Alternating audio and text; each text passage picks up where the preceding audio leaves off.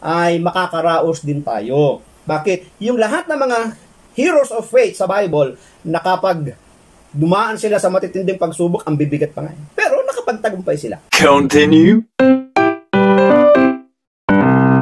So, nang sabihin ng Apostol Pablo na ang kapighatian ay nagbubunga ng pagtitiis, nagsasalita siya batay sa sarili niyang karanasan. Totoo po yun. Si San Pablo, marami po siyang tiniis na mga pag-uusig, pag-aalimura, pagbabanta sa kanyang buhay. Lahat na yata ng mga panganib sa isang paglalakbay naranasan niya, di ba? Naroon ang kanyang sinasakyang barko ay halos mawasak.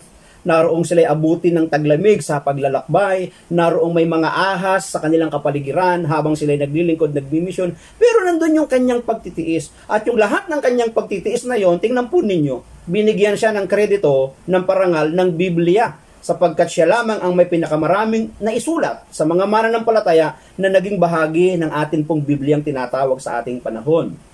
Nagsasalita siya sa batay sa kanyang sariling karanasan. Nakaranas siya ng paghampas, tingnan nyo ha, pagpalo, pagkawasak ng barkong sinasakyan at pag-uusig. Ngunit nananatiling matibay at matatag sa pananampalataya at hindi napigil sa paghahayag ng Ebanghelyo. Tingnan po ninyo, nandun yung pagtitiis ni Pablo wala nakapigil sa kanyang paglilingkod. Sa dami niya ng sinapit na mga panganib na halos ikamatay, di ba? Kung dumadaan ka ngayon, tayo yun. Kung dumadaan tayo ngayon sa mga pagsubok, purihin natin ang ating Diyos. Bakit? Meron siyang ginagawa diyan. Meron siyang itinuturo.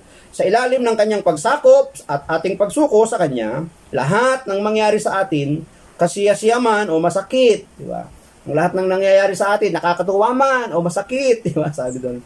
Kung dumadaan man tayo ngayon sa mahigpit na pagsubok, purihin pa rin natin ang ating Diyos. Bakit? Sapagkat sa ilalim ng kanyang pagsakop at ang ating pagsuko sa kanya, lahat ng nangyari sa atin, kaaya-aya man, kasiyasiya man, o hindi, kasakitan man, okay lang yun. Mayroon pong magandang layon ang ating Panginoon. Nang ibig niya, lumago tayo sa pagkatulad sa kanyang anak, pagkakatulad sa ating Panginoong Hesukristo. Kaya nga, magalak tayo sa gitna ng ating mga kapighatian. Enjoy!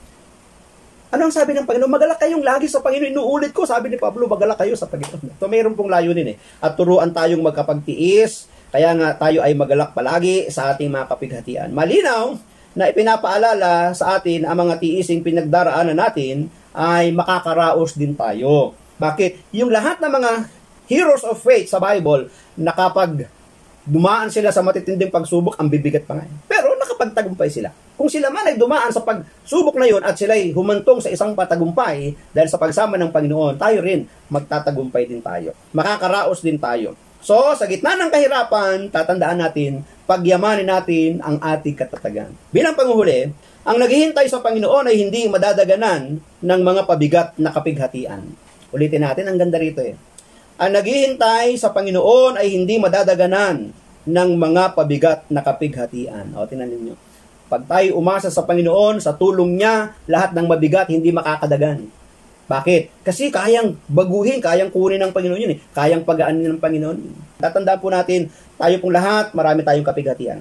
Pero sa pamamagitan ng kapighatian yan, natututo tayong magtiis. At kapag tayo nakapagtiis sa mga bagay na yan, darating ang tulong at saklolo ng ating Panginoon, ang lahat ng mabigat, pagagaanin sa atin ng ating Panginoon. Maraming salamat at pagpalain po tayo ng ating Panginoon. Ang akin lamang po palang masasabi, I love you with the love of the Lord. Thank you,